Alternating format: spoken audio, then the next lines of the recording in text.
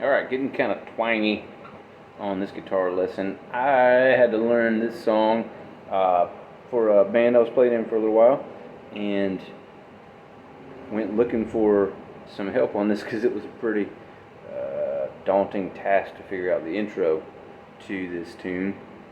It's a little too late to do the right thing now by Tanya Tucker.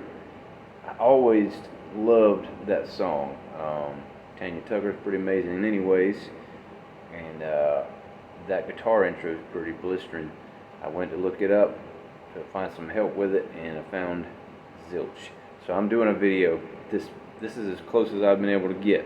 It's really fast. It's a guitar and fiddle playing together. They are in A flat, I think, on the recording. It might have been F sharp. Anyways, they're in a flat or a sharp, one or the other. And so what I did is I transposed it. I moved it to G, because that's what the band was playing it in anyways. But the lick itself is easily transferred from one key to another. But in G, it's going to work like this.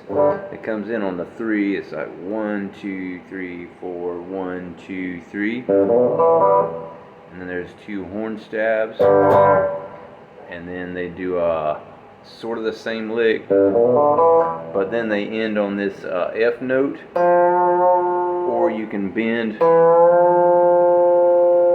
up to that. And then this next part was actually the tricky part.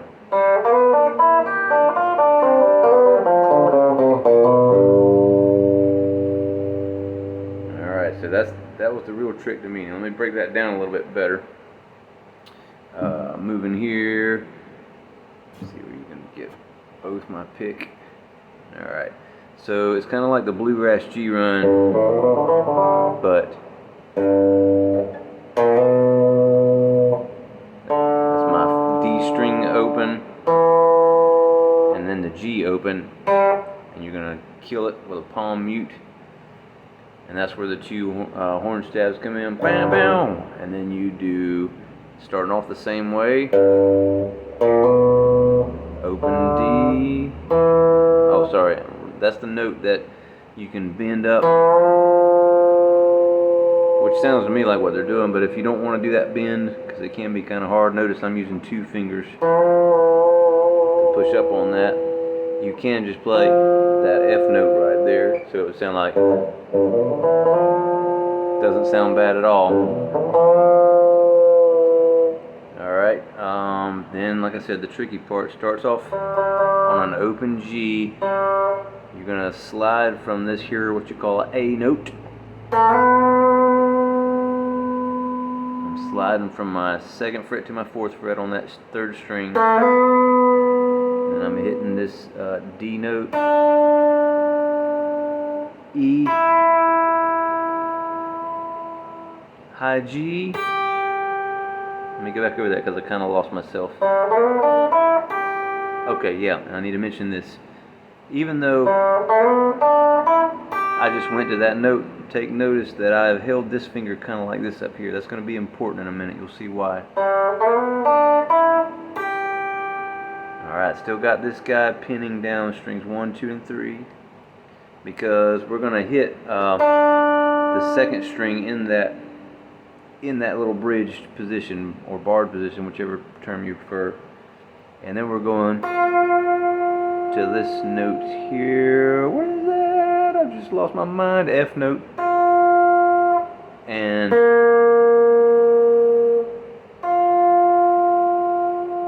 okay, let me go back over that part. Once again, I got myself lost. That's what it was. So F, D. Alright, now that's a little trick in that part right there too. So I'm playing this note right now, but I'm going to go ahead and put this one down right on top of it, because you pick them real close back to back, or side by side like. And then you're going to do kind of the James Burton thing, starting on this what note is that? Oh, sorry, B flat note, hammering over to your B, and then hitting this G. It's a lot, I know.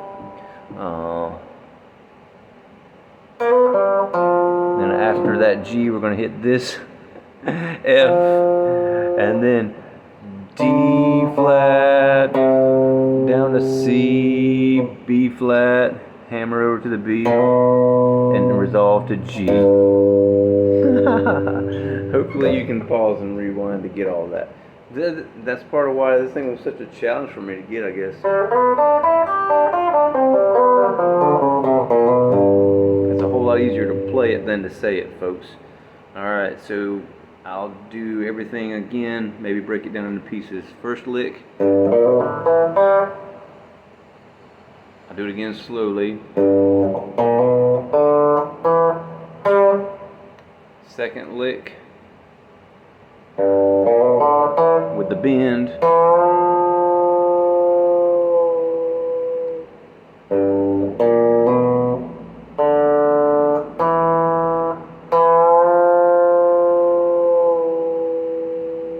And here comes the real Widowmaker.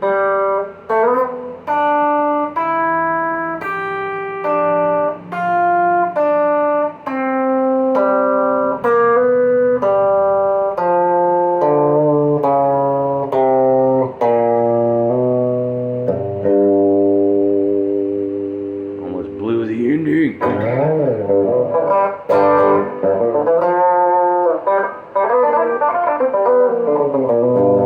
I can play it. I really can. So there's that. Hope y'all have fun with that piece.